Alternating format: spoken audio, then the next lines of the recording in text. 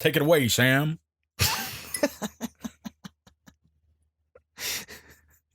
Am I Buffalo Monkey or Sam? Well, Sam now. Buffalo Monkey was like that's 10 old, minutes ago. Old hat. Yeah. All right. All right.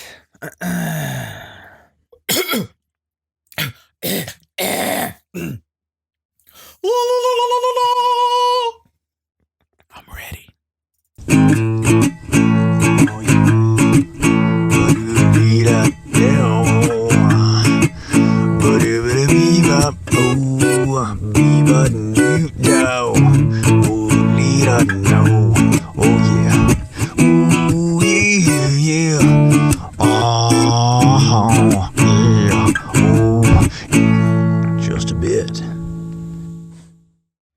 Hey, thanks for tuning in. You're You're listening to Just a Big Gaming. I'm your host, Ryan Chumpy Crash Reynolds.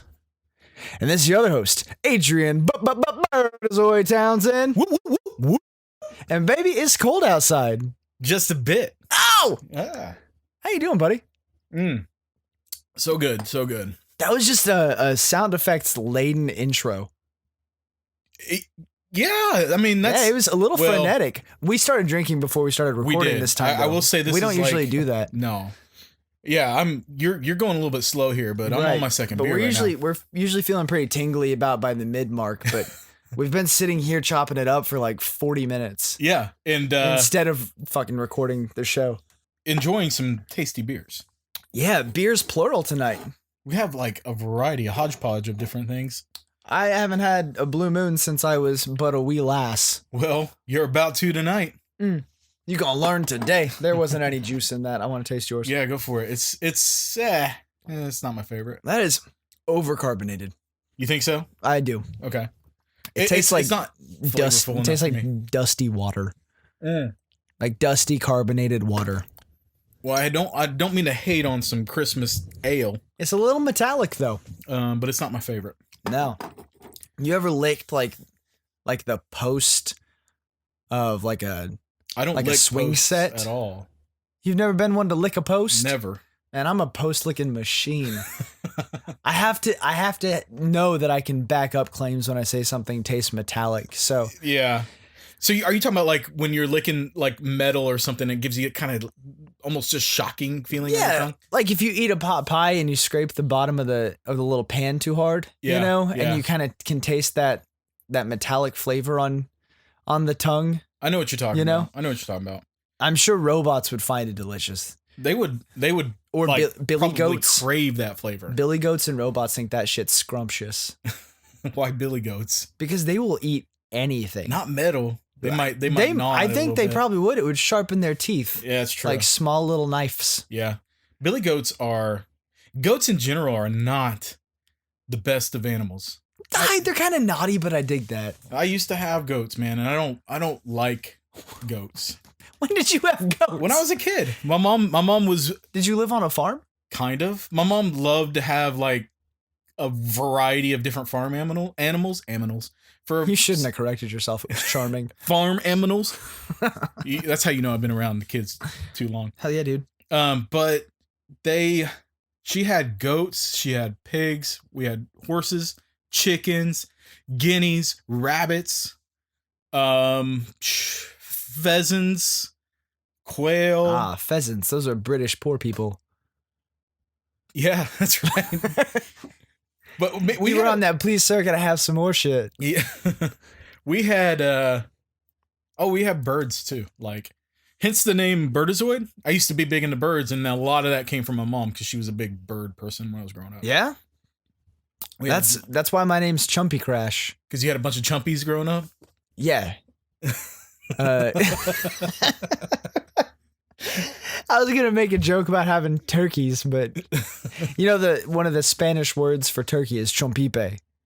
Is it really? It is really. That's with the Guatemalan vernacular. Okay.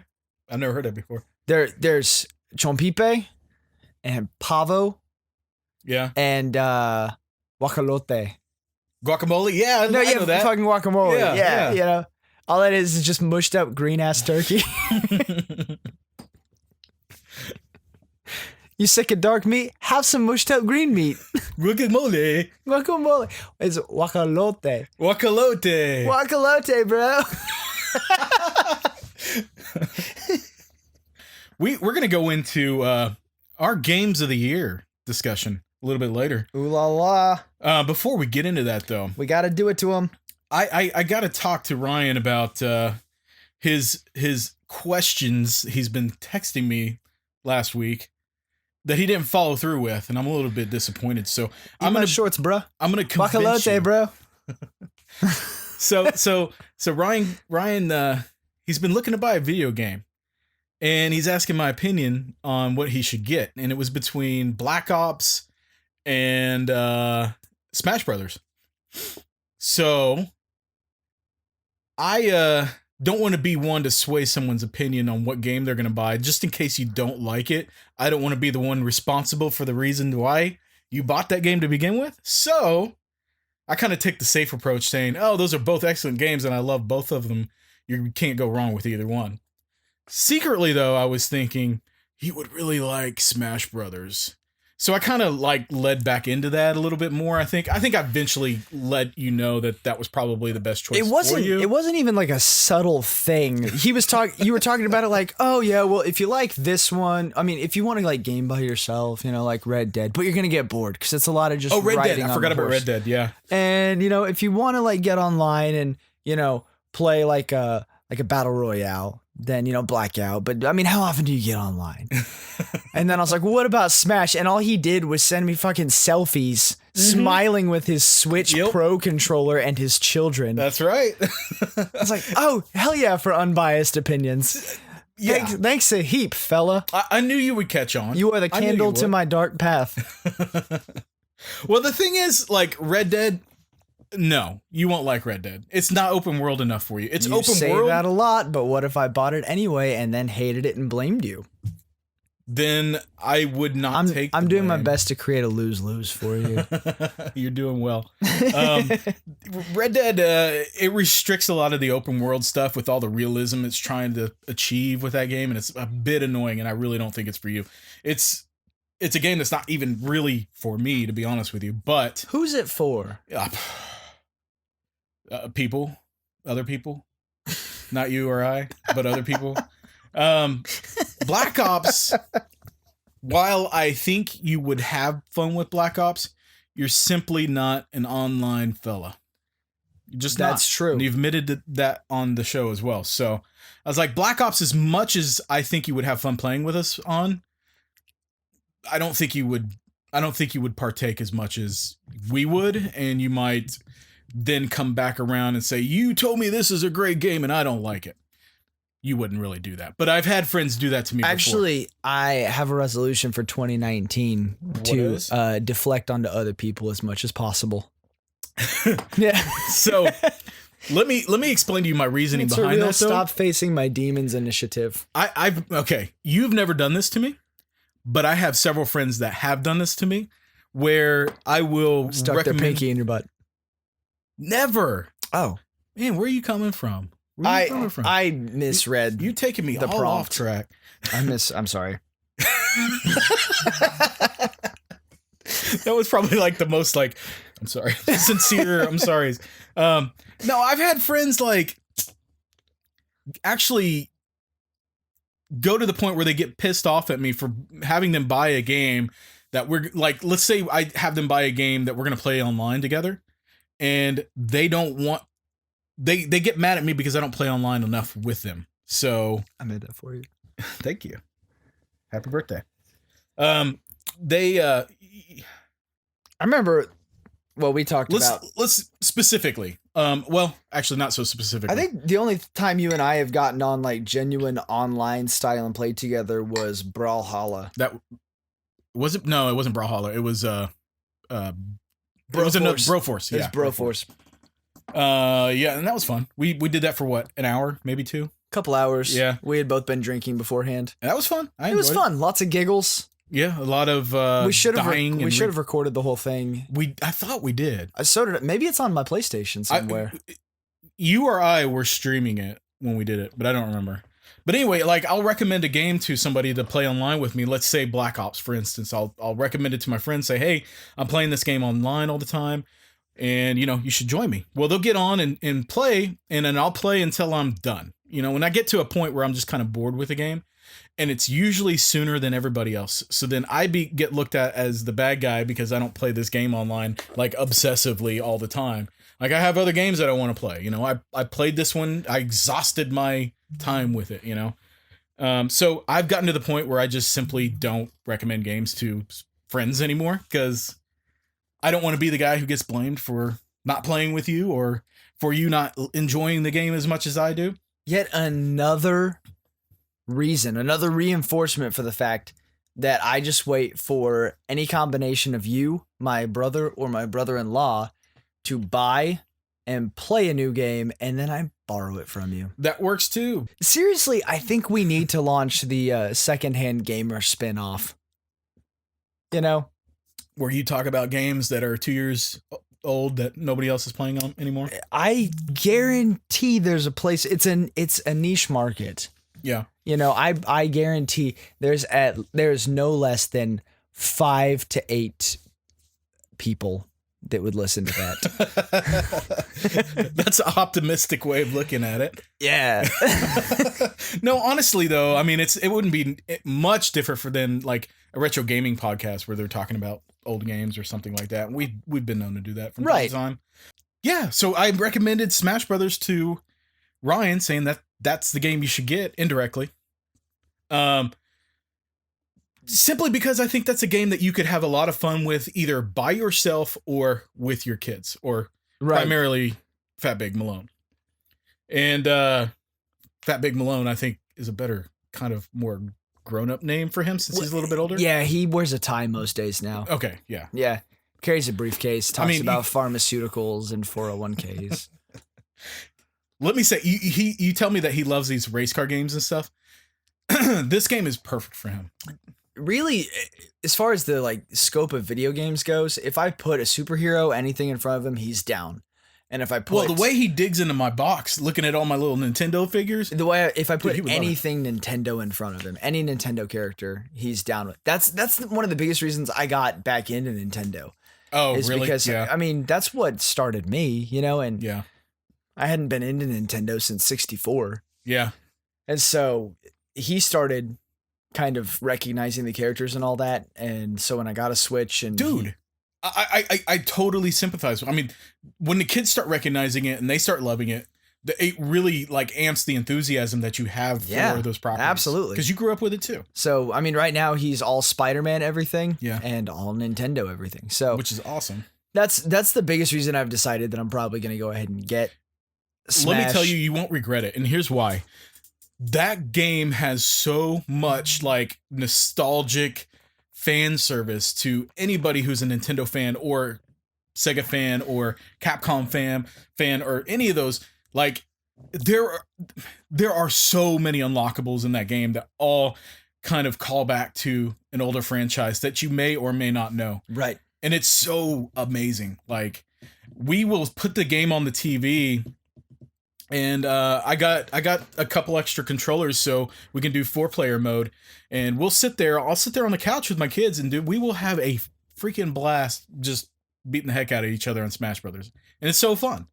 On top of that, the single player experience is the best of any Smash Brothers game I've ever played. Yeah, it's amazing. I will lay in bed or on the TV and play for hours. It's got that addictive quality. Can we unpack the visual imagery of you laying on the TV? Did I say that?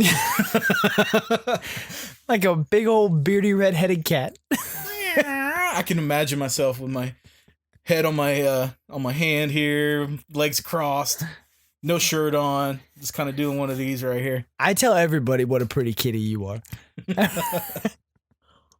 You're like Garfield, but to my knowledge, you don't really have much of a problem with Mondays. I like Mondays. If you like your job, you'll like Mondays. That's the way I see it. Words of wisdom from human Garfield. But let me tell you, this is the most addictive Smash Brothers experience I have ever had. I've always been interested in the Smash Brothers series, and I've always kind of enjoyed it. but I always get the game and I'll play it for a little bit and then I'll get kind of bored with it because it's just, it's the same thing over and over again. As long as if you don't have somebody to play with you, it kind of gets a little bit repetitive. Sure. But they've kind of remedied that with this new World of Light single player experience that they've included in the game. And it's got this draw to it, this carrot on a hook, if you will, where it makes you want to keep coming back and playing it. And there have been several nights where I've laid in bed playing the game, knowing I need to go to bed, but it's like, just one more battle. I mean, at that point, you were already so head deep in it. I still am head deep in the game. This game is so amazing. And this is why I think you would enjoy it. I should just give myself the blue light. Blue light to go. I was trying to remember that one. I couldn't remember it. But the thing is when I say there's fan service, they have the spirits. Remember when we talked about the spirits just briefly when they announced them at the Nintendo event? I didn't understand what the spirits were, and now I understand what they are. And what it is in the simplest form is basically their stat updates or status effect updates that you can attach to your character to be used in the World of Light campaign. So when you unlock one, let's say you unlock like Iceman from Mega Man or something, he might have, and this is completely made up out of my head, but just to give you an example, he might have an ability where you're unaffected by ice, whether the stage is icy or, you get hit by ice or something, then you're unaffected by it. So that's kind of like a perk that you can apply to your character. You're allowed to connect one main perk with 3 support perks. And that's basically what spirits are. They're perks. And you unlock, there's over 1,000 different, I want to say there's like 1,200 different spirits that can be unlocked. Each spirit. That's a whole afterlife. Dude, it's amazing how much content is in this game. Each spirit is a character from another game series or franchise. So whether it's Nintendo or otherwise, it's there's a lot of spirits that I unlocked. I'm like, who in the heck is this? Like it's so fun when you find a spirit and you're trying to guess what game this spirit is from. Sometimes you know him and sometimes you don't. You like Matthew McConaughey? Yeah, he's good. This kind of, what you're telling me makes me think of that movie he did, that, what was it, Ghosts of Girlfriends Past? I've never seen that. It's kind of like a Uncle Scrooge type of thing. Okay. Where he gets sucked into the past and he has to like relive all these past relationships he had. And it's just a silly, goofy, fun romp. Yeah. But it kind of makes it gives me the same vibe with the spirits thing. You know? I mean, because all of those were his old perks too. If you had 1,200 different girlfriends in your past, I don't know if I've ever met 1,200 people. But Matthew McConaughey, it should be an unlockable Super Smash Bros. Character, is what I'm saying. He probably is. All right. You're doing good. Makes you think. That was a well-rounded joke. So the other cool thing is, so what happens with these spirits is when you first approach them, let me back up for a second. The World of Light is this huge map and it's like a board game, and you go to the next area and there's an area where you do a fight and do a battle. You can unlock a spirit by defeating that spirit in that battle. Wait, it's a board game? Kind of. Like Mario Party style? No. It's like a giant board and you move your character to the next area to take on the next battle, or you can go on a other path and choose another character to battle. It sounds like Mario Party. You're progressing. I mean, in the fact that it has a board, yeah. But other than that, no, it's not really. You're not. The goal of the game is to defeat the overarching enemy, the big bad guy who has basically wiped out all of the characters from all the different games in the series. Is it the hand again? Kind of. Kind of. It's like the hand plus this other thing that I don't know what. It's like wrist. Maybe. It's like this spirit like spiral shape. That's all I can really say about it. It doesn't have form. Is this spoiler alert territory? No, not really, because it's the first thing. Like the opening cinematic of the game is showing this spirit thing wipe out all of the different characters, a la Infinity War style. You know. The snapping. Yeah, yes, exactly. One of those. So your goal. That's where Thanos leaked everybody's naked pictures online. He did. So he wipes everybody off of this world except for one person. You know who that one person is? Mario. No. Hideo Kojima. No. Kirby. It's Kirby. Oh, Kirby. Oh yeah, I should have guessed it. Yeah. So Kirby is the only one who manages to escape this wrath. And he is set off on a journey to unlock or release these characters from evil hands, more or less. So you start off your first battle as Kirby, and you fight and release spirits, these perks, if you will. And each spirit occupies the body of an actual Super Smash Brothers fighter. So you're fighting. So let's say you run into the spirit of Bomberman. Everybody knows Bomberman. You love Bomberman. Well, he occupies the spirit of, and I don't remember who, but let's just say for the sake of discussion, Mega Man. He occupies the body of Mega Man. So Mega Man has all of these bombs that he's then throwing at you. And, you know, like in Smash Brothers game, how they have the extra weapons and stuff that drop on the map. They kind of like mix. Yeah. Like the fusion dance type shit, like some Go Tanks. Yes. Okay. Would that be like Mega Bomb? Or would that be like Manny Man? I like Manny Man. Manny Man. But in the way that he fights, I would say Mega Bomb. Mega Bomb? Yeah. So the thing is like the spirit inhabits the body, and then the body will behave in the way that the spirit normally would within their respective game. All right. So it's an awesome concept that they pull off amazingly well. Some of these battles that you encounter, you're like, oh, this spirit, I remember this person. I wonder how they make this spirit portray in this battle. And it's really, really cool how they change it up each stage. That's rad. So I mean, you're unlocking spirits, and it's hard too. It's not an easy game. Like going through and trying to unlock these spirits is not easy. But you also, as you go, you unlock other Smash Brothers characters to use in battle. Actual fighters. There's like over 70 different fighters in this game. That's another really cool thing is you start off with Kirby in World of Light, and you have to unlock all the characters before you can use them. On top of that, if you play just regular Smash mode, you only start off with the original N64 roster, and you have to unlock all the other characters to play with. So they give you incentive to keep coming back to unlock that stuff. You know, you'll get to unlock music, the spirits, stages are already all unlocked, and there's a ton of them. There's so much to unlock in this game. It's got that constant drive for you to keep coming back and keep wanting to play it, and that's what's so great about it. On top of that, they have an online mode, and I have a few words about the online mode that... Let's get literal. If you had 3 words to choose about the online mode. Why, Nintendo? Why?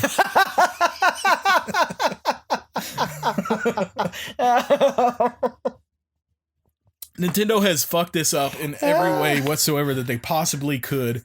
You know, they Nintendo'd the heck out of Smash, well, the Switch in general. Let me tell you about the online experience that I had. I tried to do it once, and I got online, and I was playing with my kids. It pops up in the corner of my screen that JJ is online playing Smash Brothers. I'm like, oh, hey, now I can try out this online mode. So I go over to JJ's name and try to send him an invite.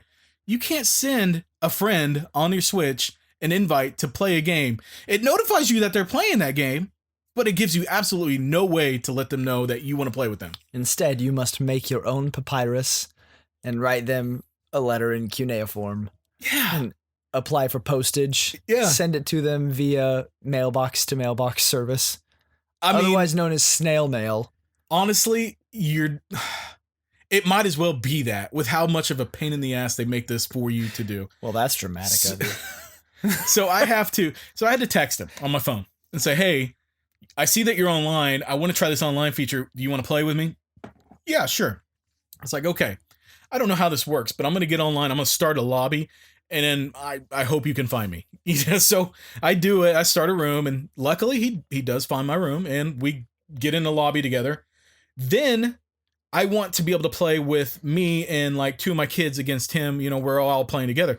Well, it doesn't let you do that. Like, I have to get on there, and it can only be 1-on-1. But if I go on and play with complete strangers, then I can have my kids play with me against complete strangers. It makes absolutely no sense to me, and I don't understand why they do it this way. On top of that, there is no like chat. You can't just chat openly on the Switch. You have to download an app on your phone, and I already knew about this, but I've never really tried it before. You have to download an app on your phone. Then I have to text them again and say, hey, if you want to chat with me, go get on the app and then join my lobby on the app so we can chat. So it's like, it's such a convoluted, stupid way of making the game playable with friends. Like, if you want to get on there and play with complete strangers, it's easy. You get on and you do a quick match. You can get on your app as well and join the lobby of the quick match that you're in, and it's usually pretty flawless. But if you want to play with a friend, which most people are going to want to do, good luck. Have you considered like calling him and having your earbuds in, you know, and having a phone conversation, and then pulling up like a YouTube video of a bunch of people playing it and then pretending to play while you talk to him? No, and I haven't gotten that. I feel like it would serve the same purpose. In what way? Well, I mean, if you want to play with him and talk to him, right now you're choosing to simply play with him. Yeah. So maybe you should choose to talk with him too instead next time, and just pretend. Use your imagination. Man, I thought we talked about this. I'm not a kid anymore. Imagination is something you leave behind. I'm so sorry. So sorry. But honestly, like, I mean, at that point, yes, it would have been easier just to put the phone on speaker or put in an earbud or something and just talk to him on my phone and then play with him. But why? You know why? Why do we need to do that? It's so stupid. It really is. It is. I've had the Wii app for a really long time, since I got my Wii. The Wii? It's a new app for the Switch. It's a totally new app. Oh, okay. Yeah, and it's... Fuck me then, right? Yeah. It's it sucks. It really does. I will say there was a minimal lag. I know a lot of people have been complaining about the lag. I didn't experience any lag issues, so I'm good with that. But the online play was cool. If you are willing to jump through hoops to get there, it's fun. Now, is the jumping through hoops part of the story mode?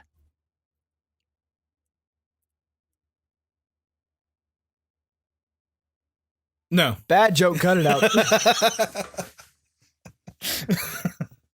I guess that's really all I have to say about that. So for you, if you wanted to play online with me, we could make it happen. It would just be a little bit of a struggle to get there. We should try a few different ways and see if we can like really crack the code there. Figure out the best way to make it happen. Break the ice. Break the ice. Wink. Wink. I'll break the hell out of your ice, dude. What about creating a room and inviting the people you want to play with, right? And then opening up like a. But you can't invite them. So if I want to invite them, I have to text. If you're gonna go through all the trouble anyway, but screw the Nintendo app though. Like text them, be like, hey, let's all I'm starting this room. Come find me, and then everybody gets on that room. But instead of using something like the Nintendo app, use something a bit more user friendly, like Discord, like a Discord, yeah. like living room chat, and get everyone on voice chat on Discord and play together. At that point, I would almost recommend that you do that. The Nintendo app kind of sucked. There was a lot of times when after a battle, it would cut off the voice, and so he would be talking or I would be talking, and then we wouldn't hear what each other said in between battles, like a load screen or something. Right. So shout out my buddy Ryan for even introducing me to Discord. Discord is his gamer name is either Havoc or 11 Avok. I'm not sure, but he's the one that got me. Lead speak, man. Lead speak, homie. Like a latte, bro. Have I convinced you, other than the online shit, have I convinced you that maybe this might be a game for you? Yeah. I mean, as far as like nostalgia fan service goes, this game is all about it. It really is. Yeah. The biggest reason I haven't pulled the trigger and bought a new game yet is because Malone and I were still picking our way through Spider-Man. Oh, you did just beat it recently. I finished it. When was the last time I told you I completed a game? Honestly, never. I can't think of it. I don't think I've completed a game since you and I have been friends. Well, at least since we've been doing the podcast. No, definitely not since we've been doing the podcast. That's impressive. That should say a lot about that game if you can complete it. Yeah. I completed it and I put like a lot of hours into it. It's such an Like, amazing I game. mean, like an absurd amount. Like I had other more important things to do and kept playing it. That's how Smash has been for me. It's like, you have other things to do, but it just keeps drawing you in. Yeah. When the time comes, there's nothing more important than Smash. Smashing is all time to get that smash. good. Smash. So, and the great thing about Spider-Man is even after you beat the campaign, there's enough side quest stuff to keep you wanting to play. Right. Yeah. Because I mean, we beat the main campaign, but we're still battling through. Malone obsessively wants the underwear costume. It's pretty hard to get that. Don't you have to beat like every side quest in the game to get that? You have to complete every district. What do you think about the only thing that kept me from doing that was the challenges. Oh, sorry. The pigeons were easy for me, actually. Yeah, but it's stupid. It is dumb. I've avoided the pigeons. The pigeons didn't bother me. It was the challenges specifically, the ones where you have to with get, Taskmaster. Yes, and you have to get like gold medals on them in order to get. I really expected to fight him by the end of the game. Oh, you do? When you fight him like challenges? Times.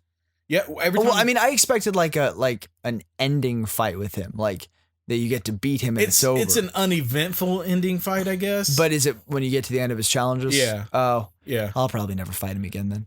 The challenges suck. They really do. I don't like them at all. And I understand they're called challenges for a reason.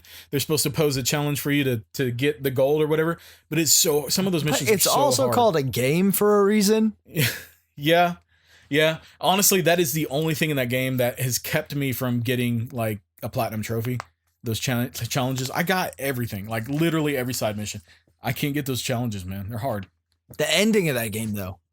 It's amazing. Oof. Caught me in the feels. Let me say, for sure, of the two games that I played this year that gave me the most feels, Spider-Man may have been on top. There? Yeah, it may have been on top.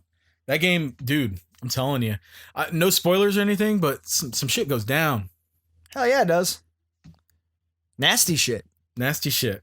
Like shit that you wouldn't expect. If you haven't played this game through and you can avoid spoilers, please do. It's worth it. You know, I'm totally down with reading spoilers. Yeah, you are. I avoided spoilers on this game. So you did avoid the main. Not only finished the game, but also made a point to avoid spoilers, so the ending would be surprising. And was it? It caught me in the feels, man. Yeah, it did. Dude. It was rough. I'm not gonna lie. I got teared up. You got a little misty, huh? Yeah. I hear you. That's great for a Spider-Man game. Like I've watched all the Spider-Man movies. I don't remember ever getting like teared up at a Spider-Man movie. I mean, they don't hit me on that level. This game managed to do that. You telling me Spider-Man 3? Oh yeah, that one was close. It was really close. It should have hit you hard. That movie, man. Right. Fuck that movie. Fuck that. Right movie. at your core, man. Yeah, I can't wait for the sequel. I'm excited for a sequel. There's so many things that they do right in this game that it wouldn't take much to improve upon those, and I think they could make a bomb sequel. Yeah. That kind of leads us in our next discussion, which is the games of the year that we've played this year. Yeah. And I've got quite the list. I've played a shitload of games this year, guys, and it feels like this might be one of the best years in gaming, in my opinion, ever. Yeah.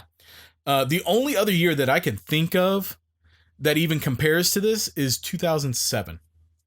Some big games came out in 2007. You remember what those are? Games. That year always sticks out to me as one of the best years in gaming. The original BioShock came out that year. Yeah. I skipped a lot of homework to play BioShock. BioShock was an amazing game. I want to say that Halo 3 came out that year. I could be wrong. What year did Kingdom Hearts 2 come out? Was that like 2003 or 4, I want to say. There was a Kingdom Hearts something that happened in 2007 that I remember being really, really excited for, and then it didn't do much for me. That I don't know. You know what? That's a depressing branch off this story. Let's not even talk about it. Well, the thing is, I was busy graduating high school in 2007. Oh, yeah. Okay. Yeah. I was many years outside of high school by then. I was still in my younger years though, where I could kind of, I was in college. We could really still kick it. I could still kick it and have a good time. Didn't have much money to spend. That never changes. But no. But I did enjoy the games that year, and that year always sticks out to me as one of the best years in gaming. Like as far as new releases go, I think this year is going to give it a run for its money. It's been a good year for new releases. It's been a great year. It's been a fantastic year. It's been awesome, amazing. It's been an excellent year. Party time, excellent. Woo woo woo woo woo. Wah wah wah wah. You were supposed to like join me in that, you know, the Bill and Ted type stuff. Oh yeah. Oh, sorry. Do it again and edit out the bad one. Party time, excellent. Woo! Hell yeah. Awesome. Hell yeah. That was awesome. So the going through this list, I started going through and thinking about all the games that I've played this year. And I was like, that was an amazing game. That was an amazing game. That was an amazing game. Damn, there were a lot of amazing games. I don't even know which one I would choose to be like my game of the year. You know, if I had to choose one game, it would be tough. You do have a substantial list. I do. I have a top 10. To match your top 10, I will be active listening. How many do you have on your list? Let's ask you that. I don't know, like fucking 3. That's fine. That's at fine. best. That's fine. And 1 or 2 of them I probably played in the past 5 years. That's okay. That's okay. You know I bring that old heat. You wouldn't be called secondhand gamer for no reason. I bring that stale air, homie. So let's get into this list here. My number. Actually, I'm not gonna put these in any numerical order. Let me look. I'm gonna drive this conversation since I don't have a real dog in the fight. I do know. Actually, however, there is one of these games that I will quote unquote call my game of the year. Point at your number 1 so I don't hit it too soon. That's tiny font and you got fat fingers. Which fucking game did you just point at? Let me try this again. Okay.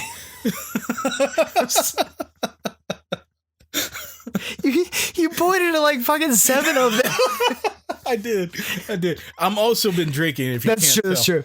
All right. So, in our number 10 spot, I'm gonna open with a game that we both played. Okay. God of War. God of War. Absolutely. Not necessarily number 10, but that's what we're gonna open with. God of War. We did a whole episode devoted to talk of God of War. If not many, yeah, dude. I got those stickers on my iPhone with the God of War characters that I still use all the time. Yeah. You sent a couple of those to me the other night whenever you were absolutely talking me into Smash. God of War was an amazing game. It made me remember why I love the God of War series to begin with. Mm-hmm. And that relationship between Kratos and Boy is freaking so good. It's so good. A few episodes back, we talked about games that we kind of got into and want to revisit and concentrate on. Yeah. And that was high up in my paint cards there. Dude, I really highly suggest you do. I think you would like it. You got. I did like it. I just didn't have time to finish it. Right. You know? Yeah. But I made some good progress and I really did enjoy what I saw.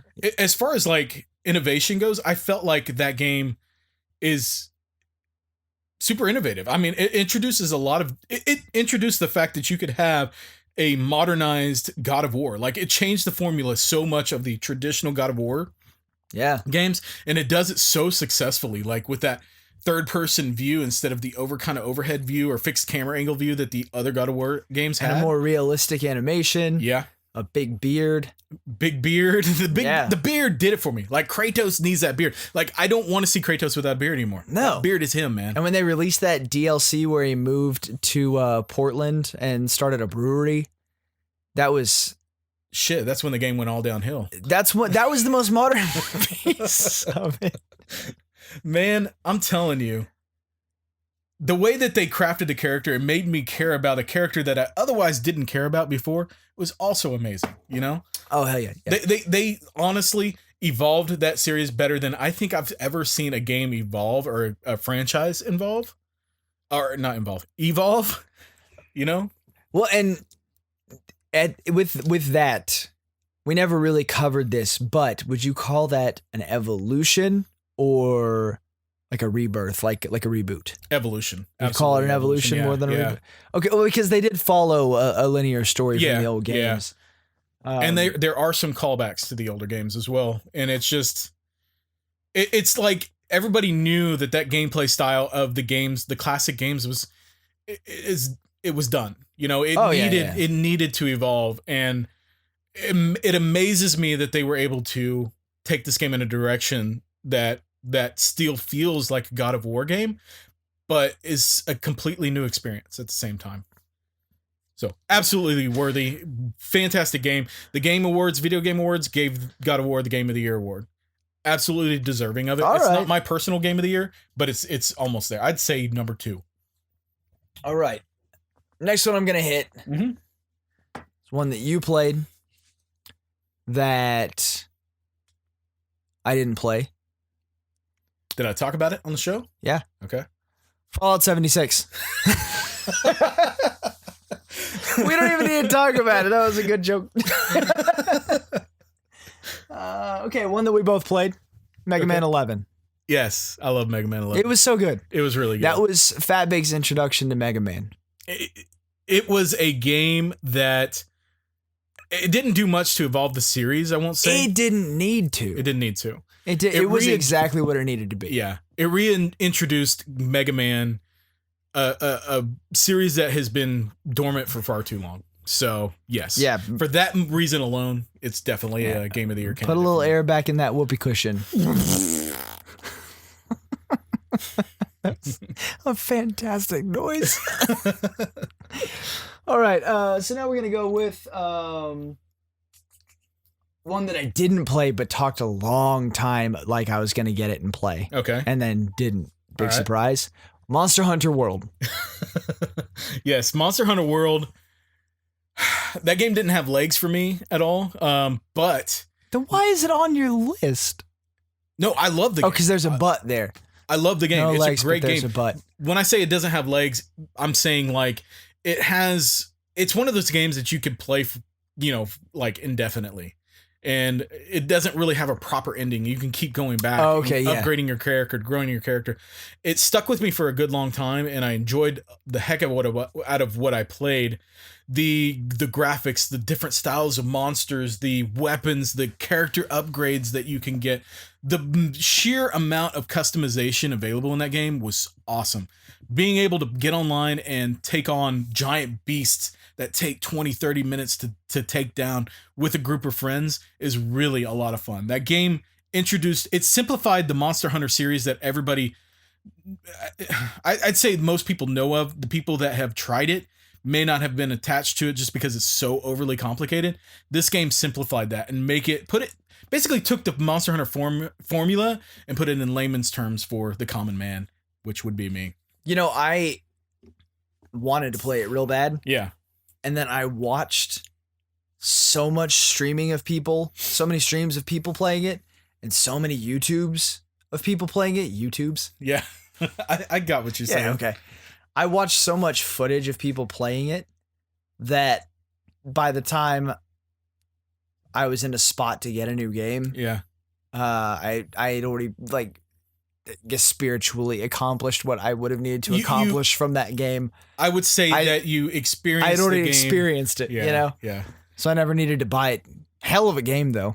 Dude, it really is. I mean, everything that I just said about it is so true. And when I played it, I had a good portion of my online gaming friends play it with me, and we all really had a blast with it. It's definitely deserving to be on a Game of the Year list for me. Heard. All right. Next one. This was a big one for both of us. Okay. I know you played it and enjoyed it. Yeah. And I know that I didn't know it was released. So, Forza Horizon 4. Amazing race car game. Like, amazing. Open world. Picture this. Open world. Post-apocalyptic with robot dinosaurs and a girl antagonist or a girl protagonist. It has none of those things. No, dude. It's I don't even know where to go with that. It's open world. I was making a Horizon Zero Dawn joke. Oh, dude. Whoop, whoop. What's that little puppet's name? Whoop. Goes right over my head. Shit if it didn't land, dude. It's been that kind of night, dude. Real swing and a miss. You're not allowed to drink before we start recording That's anymore. Exactly right. So Forza Horizon 4 is an open world race car game that you can play online, and it is amazing. I love it, dude. I've always been a fan of the Forza games. Forza Horizon 2 was the last one that I played that I really got into. This game has like taken all the things that I love about 2 and like pumped it up a notch. The graphics are amazing. They have seasons, so you start off in summer and you go to fall and winter and spring, and everything. The maps change, or not the maps, the overall map, the overworld map changes according to the season. So like spring and fall, it's rainy, so you have to drive through puddles and stuff like that, and leaves fall off the trees in the fall, and snow in the winter time, so the traction is a little bit harder for you on the cars. And you collect cars, you do races, you can get online and race other people online. They have an auction house that is like eBay. What do you call it? eBay simulator for me. Oh yeah, dude. Like if you want to live, I love eBay. I just don't have the funding to be able to buy and sell the things that I do on Fair. eBay. Here you can use like video game currency to buy new cars. And if I get on there and I see a car that I know I can flip for a good profit, I'll buy it real quick and flip it. You know, it's so good. Like the auction house, I would love to see that feature implemented in other games. That is, to me, I would spend hours just flipping through the auction house, flipping cars instead of racing cars. Sure, yeah. It's that much fun for me. Yeah, Forza Horizon 4, amazing game, absolutely worth being on this list. It was that good. It was. All right, next, we've got a game that we've talked about a whole lot. Yeah. Call of Duty. Man, I really can't say anything else that haven't already said. Other than just man. I will say that I bought Amy a copy of Call of Duty for Christmas. We have 2 PS4s, one in the living room and one in our bedroom. And we recently upgraded our internet and we have better Wi-Fi and stuff back here now. So I went and bought her a copy for Christmas so we could both play online together. I gave it to her early and we tested it out last night. It was awesome. I get to sit here and play with Amy. Usually it's I'll sit on the couch and watch her play and we'll swap, and it's fun, but it's so much better when we can actually play together. So Call of Duty is such a great game. Blackout is awesome. Multiplayer is awesome. Zombies is the best it's ever been. So get that instead of Smash.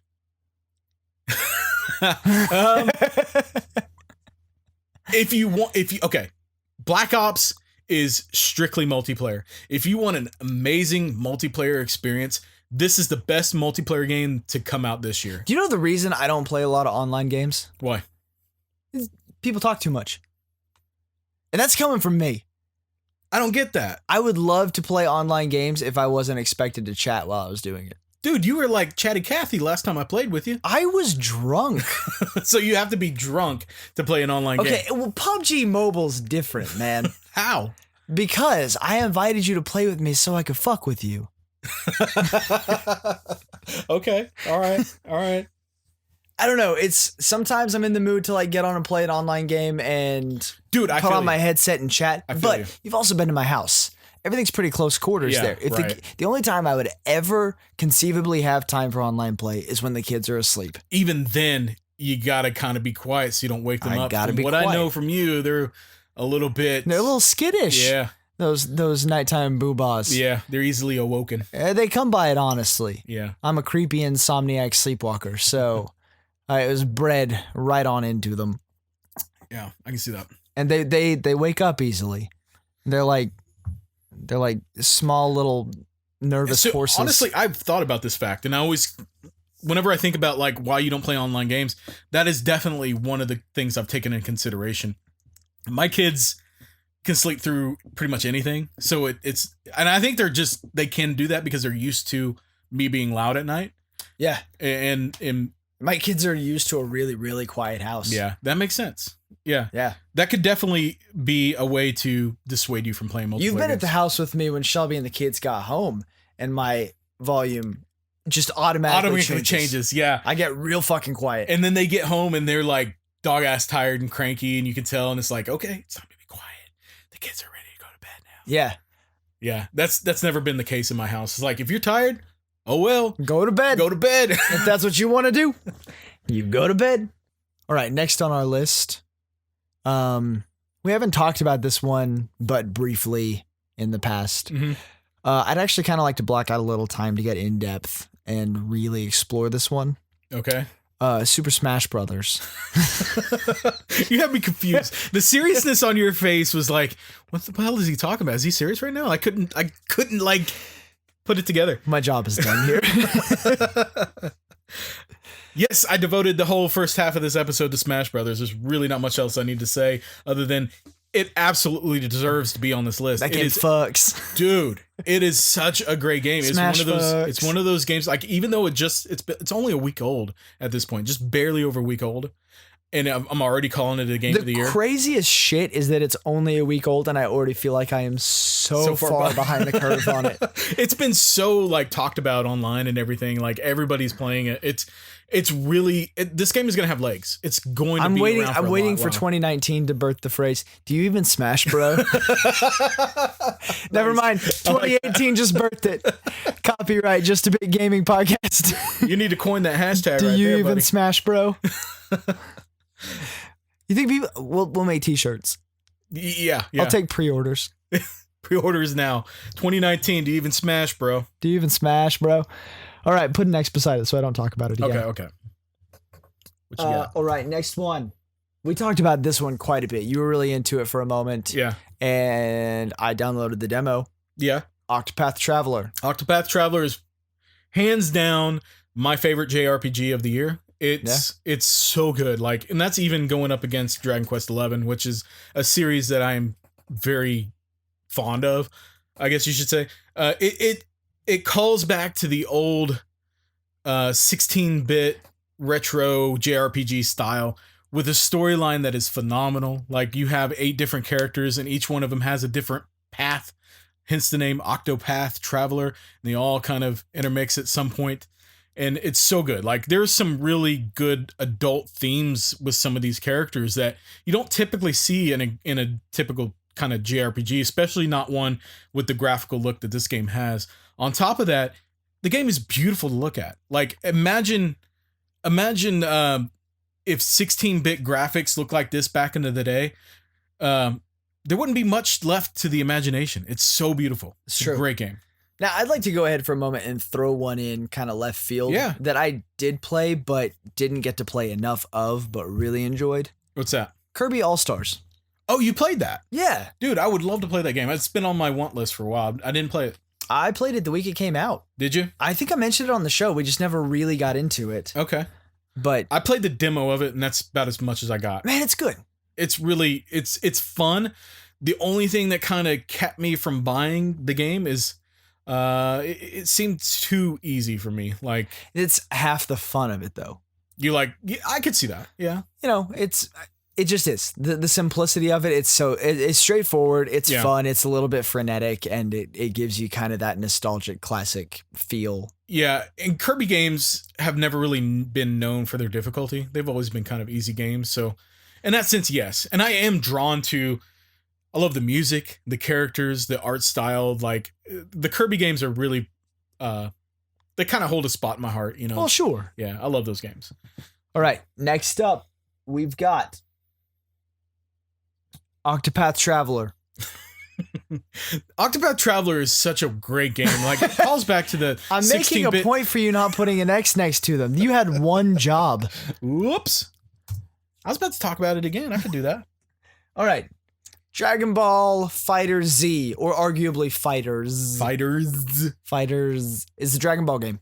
It is a Dragon Ball fighting game that is the best Dragon Ball fighting game that has ever been made.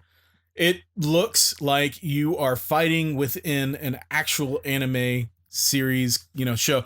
Like, it's got all your favorite characters. You can upgrade your characters. You can change their costumes. You can battle online. If you're brave enough to battle online, you will get your ass handed to you. Trust me. I have been there many times. I don't think I've ever won a match online, although I've played several dozen matches. Yeah. I play the story mode primarily, and I love it. And as a Dragon Ball Z fan, if you haven't played this game yet, then what the hell is wrong with you? An innumerable amount of things. Actually, you are the one who kind of reignited my love for Dragon Ball. Yeah, yeah. I remember when Fast we were working Signs. together. Yeah, you brought that Dragon Ball Z game in on the PS2, which was a fantastic fighting game, by the way. It was the first Dragon Ball Z Tenkaichi. Oh yeah, that's what it was. It wasn't Tenkaichi 2, was it? I thought it was 3. It was 2 or 3. There were so many different fighters in that game. The first one? It may have been the first. I don't remember. I had the first 3 overall though, so maybe it was one of the first 3. So what happened when you brought that game in is you and I would sit in the back and play that on your tube TV, and dude, like, you would kick my ass, but I was going through all these characters and I was like, I remember this guy, but I don't remember this guy. And then I'd quiz you on him, like, who is this guy and why is he relevant? You would tell me the whole backstory of this character and how he relates to the I was a super fan, dude. Dude, you were. And you got me so, like, excited and pumped for it. It's like, you know, I used to have an interest in this series, but it never really went anywhere. And after that, I went back and started watching episodes. Before then, I was only a big fan of the original Dragon Ball, not Dragon Ball Z. Yeah. And Dragon Ball Z will always kind of went over my head a little bit. It would just seem overly complicated. You ever try to watch GT? GT's notoriously the bad apple of the series. All I gotta say is great Saiyan, man. The thing is like, ever since then, I've been kind of a diehard Dragon Ball Z fan. I went through and started rewatching the series, or actually watching the series for the first time, if you want to say. Like, I saw episodes mixed in. I never watched them in order. So I went on, like, I actually got Funimation. I paid for Funimation monthly so I could watch Dragon Ball Z. I got so deep into the series. Like, I know all the characters now, and I know the backstories. Head deep. Hell yeah. And dude, I'm telling you, that is an amazing series. Like, if you guys don't drop all your preconceived notions, you know, like, don't think of this game as being, or this series as being like I did, like, oh, it's just everybody loves it because of all the fighting and they all. I'm only allowed to shop at Hot Topic, and I can never wash my hoodie, and I have to carry a messenger bag now. Exactly. Drop all that shit. And don't worry about the fact that battles take 10 episodes. Once you learn and understand the characters and where they're coming from, those 10 episodes are the most, like, action-packed, like, tense battle sequences ever, dude.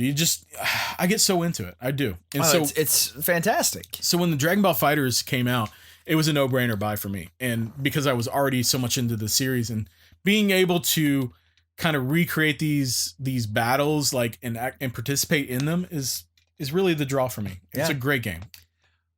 Before we move on to the number 1 of the year, have you played the new Soul Calibur yet? No, but I want to. Okay, so neither of us have played that yet. Well, right. Okay. I played it at E3, if that counts. I played one match at E3. It does not count. And I got my ass whooped. It does not count. Okay. I would love for it to count, but I was reading about it earlier and it said if Adrian asks, it doesn't count. It was on Google, so it's true. Okay, yeah. Trugle. That's right. Honorable mentions. Okay. I'd like to throw out PUBG Mobile. Whoop, whoop. Well, that was 2018, right? Yeah, it was. That wasn't 2017? Nope, that was 2018. Year. I would really like to put PUBG Mobile, not PUBG as an entity. PUBG Mobile. Hell yeah. Absolutely, man. You were seriously head deep in that game for a long time. Man, once I got the blue light to be playing that, like, every time I won a match or even got second place, the adrenaline rush of that, of just even getting that nugget meal instead of chicken dinner. Yeah. It was like a carrot on a hook every time I turned it on. Well, I mean, Amy too, like, she was just as into it as you were. And I had a competitive team for a while, the Slay Queens. That's right. Slay. Man. Slay Queen?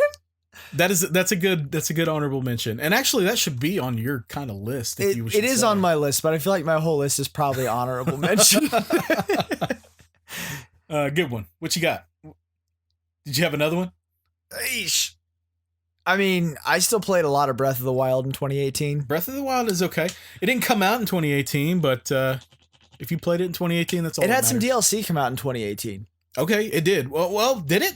Or did it come out last year? I don't remember. I thought Champions Ballad came out in 2018. You could be right. I don't remember exactly. I've never played it yet. But also, I could be wrong. Woo. Let's not forget that possibility because it's strong. No, I mean, really, I just didn't play a whole lot of video games in 2018. Yeah, that's all right. I really didn't. I revisited a lot of older games. You can live your video games vicariously through me. Yeah. I did play Super Mario Galaxy for the first time in 2018. Good game. You know? I restarted Ocarina of Time in 2018. Okay. You already played that one before. It doesn't I've count. played it so many times. Yeah. It's ridiculous. I played the first Monster Hunter in 2018. Yeah. So that was nice. I feel like I should have some nice like melancholy kind of like reminiscing type montage music in the background while I'm talking about all the shit that I did in 2018. I revisited Bethesda Pinball in 2018. Did you? Yeah. I did. I played Super Mario, the one on the phone. Super Mario Run or that's Super Mario a decent Jump game. or something Yeah, like that's that, right. whatever it was. Played that with Fat Big quite a bit. Well, Lots of Bidgey racing still. whatever fun you can have with your kids is definitely worthy of being on the game of the year list. But I think everything else I bought or played was old, outdated shit that no one wants to talk about anymore. Well, I mean, on that note, I'm gonna give my honorable mentions real quick. We've gotten okay, because we haven't agreed upon number one for the year. We haven't said number one yet, but I think people know what number one is. But before we get there, honorable mentions: Dragon Quest XI. I haven't got deep enough into this game yet to really put it on a proper list, but I have enjoyed the little bit that I've played. Surprise, Red Dead Redemption 2 did not make my top 10. I enjoy the game. I do. It's just, it's not striking a chord with me. And I've probably put about 10 hours into the game and it's still just it's not there for me yet. And I could see a great game within it, but it's not hitting it with me. So honorable mention. Diablo 3 for the Switch. Recently got that. That is a perfect port of Diablo 3. Perfect port. It's great to play in portable handheld mode. Besides all the multiplayer stuff, I've played it with Amy too, and it's been fun. Yakuza 0 is going on here simply because it came out last year, not this year, and it was one of the most impactful games I've ever played. And I played it this year, so it absolutely should be mentioned again. I think that's one of the free PlayStation downloads right now. I think it's Kiwami, Yakuza Kiwami, which is the second one in the series. It's a remake of the first game in the series. Yakuza 0 is like a prequel to Yakuza Kiwami. Oh, okay. Yakuza 0 is the proper place to start if you were going to get fresh into the series, and I highly recommend it. Oh my gosh, dude. That's the other game that gave me the feels this year. Like, I seriously was attached to those characters in that game. Great storytelling. Valkyria Chronicles 4 was an amazing game that I haven't played much of. So is Ni no Kuni 2. Mega Man X Collection was great. And then Bloodstained Curse of the Moon, which is that Castlevania kind of remake from the makers of Castlevania. This is kind of like a new spin-off series. And it's a great like 16-bit Castlevania game that's not actually a Castlevania game. So that's my honorable mentions. Awesome. You ready to do the number one? Yes. The number one is a game. I wonder if anybody can hear us. Oh yeah, they can definitely hear that. I wonder if they can hear us through it. No, probably not. It's loud. Our number one game is actually, I think we're going to both agree on this. It's obviously Spider-Man. Spider-Man, man. I mean, we've already talked about it. We've talked about it man. like several episodes since the game has even come out.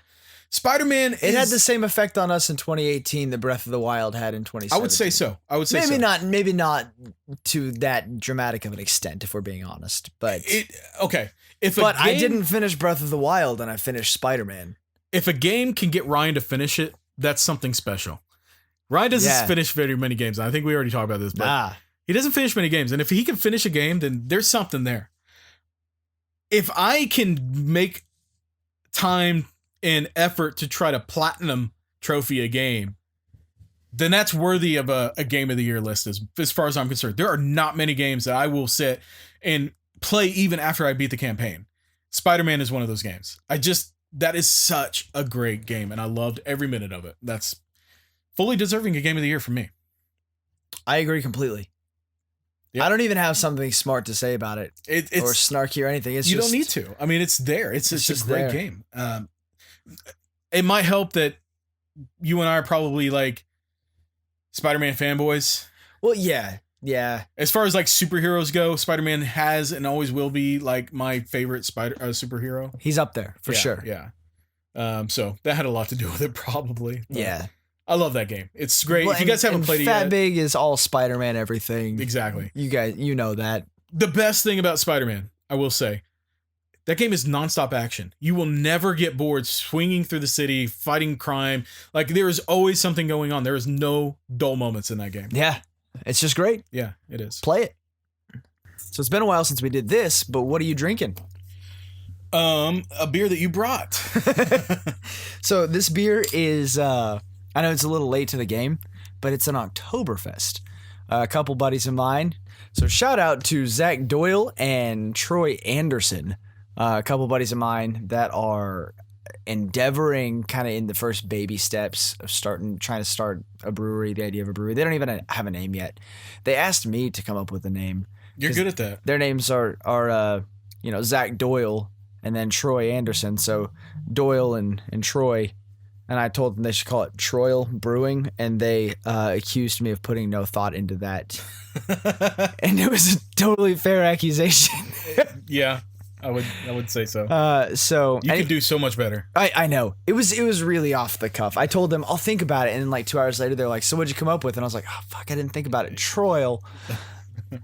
So we've been coming up with a few ideas, but anybody that's listening, if you have some ideas for a name of a local Oklahoma City brewery that's just trying to get started out, submit some names to me, and if they decide to use it, I'll make sure and give you credit on a future episode of the podcast. There you go. But it's late to the game, but it's an Oktoberfest. It was their first batch.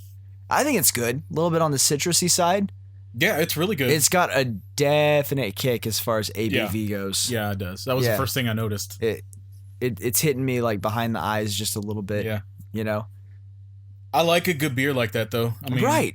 I enjoy the flavor, but I don't want to drink more than a couple to get what I need out of it. And, yeah. Yeah. So I mean, it's really kind of a lovely, delightful, drinkable little nectar. I've had it cold, and I've had it room temperature, and we drank it cool. And I think this opened at this like just not quite cold, but not room temperature. Just that middle ground really opened up the flavor and the scent of it quite a bit. Got that classic Oktoberfest it's like smell cheese. to it.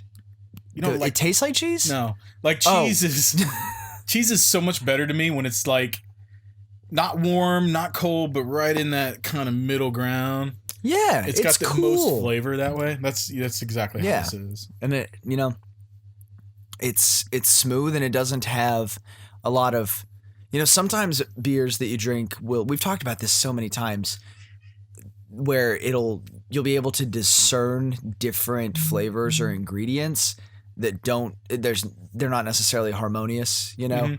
that the outset of it tastes a bit disjointed. Would you say just a bit disjointed? Just a bit. That's right. That's exactly what I would say. I'm a little jealous. When I poured mine didn't get as much of a head as yours did, and I feel like yours might have been opened up a little bit more, but it was also my third time trying it, so that's why I gave you more head. The better one. Yeah, that's why I gave you head. Well, appreciate it. I'll always give you head, man. I'm a giver like that. Generous of you. I've had enough head that I don't think I need any more. Oh, all right. Okay. Well, I won't force it on you. So anyway, great job brewing your first beer, a little Oktoberfest, you guys, and your unnamed project. Yeah, keep it up. I'm I excited like to keep reviewing their batches as they come through. I love reviewing a good batch. Is this their first one? This is their very first go cool. at it, Yeah. So I think one or both of them has individually done some little homebrew stuff in the past, but this is their first. I mean, you go kind of at have to. I mean, I don't think you would just get into it without experimenting a little bit. Oh, totally. Yeah. And I think for a one-off, just getting started out and just jumping in, trying it out, I think they did a really great job. Yeah, Bang up. It's better than some of the like name brand breweries that we've tried and reviewed on here. Actually, it is. I mean, I'm not going to call anyone out specifically. Yeah. But we've had... There's a good beer and there's not a good beer. And it's... Yeah, we've had some real pooters on here, dude. maybe not on the show specifically, but I've had some bad beers. Yeah. Like, I'm trying to think in recent memory, like, what beers we've had that we didn't care for. And there's not been many. I super wasn't really into that hard root beer we did last episode. Yeah. It was okay, but it was not... It was super medicinal. Yeah, and actually, to be honest, it's still sitting in my fridge. It's probably going to remain there. I guess that's where we're going to end the show, man. I think we had a pretty healthy discussion. It was healthy. Where can they find us? On the internet. What is the internet? It's www. How does the internet work? How do internets? You can find us at www.jabgcast.com. That's right. Also, if you guys can leave us ratings and reviews on iTunes or wherever you listen to us. Also, check out our YouTube channel. Give us a subscribe there. I post all the video portions up on the YouTube channel if you are curious. Yeah, the YouTube videos are the same thing as the episodes, but you can see our bodies. You can match the voice to the face. I always like... Whenever I listen to podcasts, I always want to see what they actually look like. And not many people, at least they do more now, but back in the day, they didn't used to, you could never figure out what these guys look like. It's been pointed out to me how drastically different my hair is from episode to episode. Dude, you've grown out a little bit of hair today. I was going to notice. It's pretty damn fluffy right now. You and I have a similar kind of curl about our hair. Yeah, it's just unruly. Yeah. It does what it likes to do. It's easier just to keep it short so you don't have to mess with it. That's why I'm growing it. Are you? I haven't grown it since I was but a young one. Yeah. But a pup.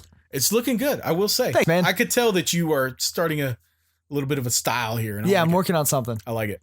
Got a little something cooking. What about, have you seen my beard lately? Your beard? I was looking at your beard when we were talking a little bit ago. Dude, I'm trying to grow it out a little bit. I think I'm not gonna get it much more than this, but I've been putting the oils in it and the balm and the brushing, and I've been taking care of it.